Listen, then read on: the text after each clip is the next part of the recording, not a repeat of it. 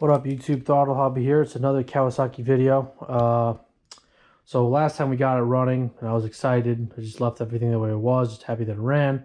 But unfortunately, the gasket behind this case started leaking oil. For the two guys that helped fix my motor, they had to open it up, I guess. And so that gasket ended up being a gasket they made. It didn't really work, but hey, points for trying, because they could have just gave it back to me like that, and then I would have scratched my head and wondered why the hell it's leaking.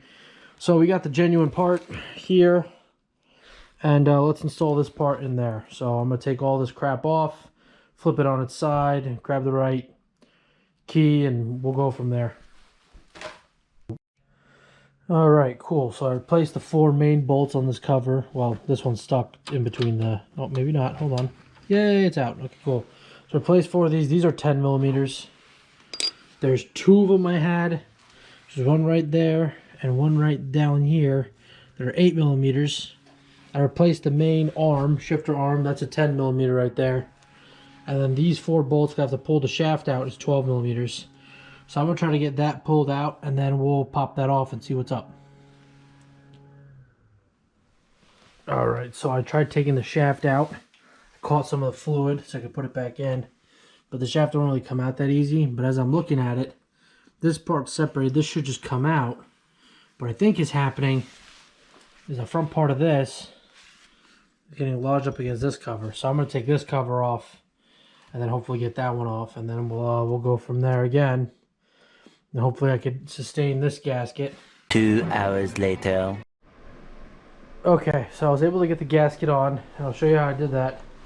The 2 front Doritos that hold the front of the engine I removed. The 2 bolts, one here, one there, removed. I was able to grab a crowbar and pull the engine forward. Because as you're removing this bolt here is going to hit the frame. See the engine to move forward more. So I got that on. I'm trying to get the bolt on there. And then what I'm going to do is I'm going to special gasket sealant with this stuff. So that way that gasket up there is better. And I look like I have fucking lumpus with all this gasket stuff stuck to my hand. That's as far as I've gotten so far. I'm going to try to get that bolt on. Which these bolts will all be 12. So get the bolt on and then try to get the big ones in there along with the Doritos. And then get that cover on. So I'm going to try to get that bolt on, and then I'll let you guys see how I do the gasket on that one. Alright, so I'm going to wipe the edges of this with a sock. Get all some of this dirty crap off. Okay. Now I'm going to use this gasket sealer.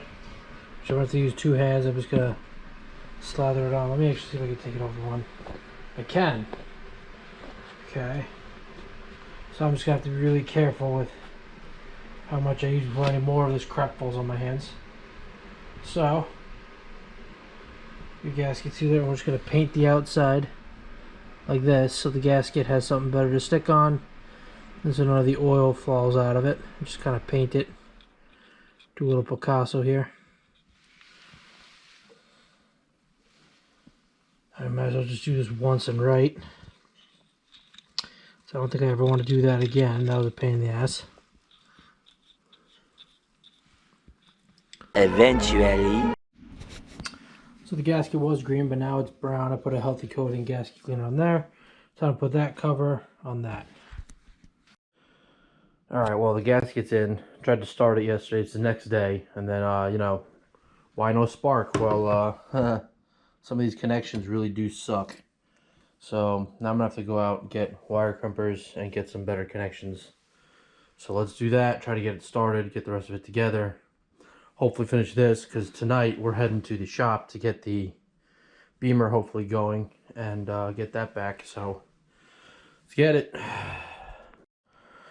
Alright, it's a couple days later. We're going to finally connect the wires. What I'm probably going to do is just connect them like this. Make sure we have spark, and then actually connect them. So I'm going to get this shit cleaned up, and then we'll start on that. So I just kind of connected them like that. I'm going to turn the key, make sure there's a spark, and then I'll properly connect them if there is. So let's get it. Spark? Yeah. Cool. So now we're going to connect them fully. Alright, connections made. Now let's try to get it started now. Eventually.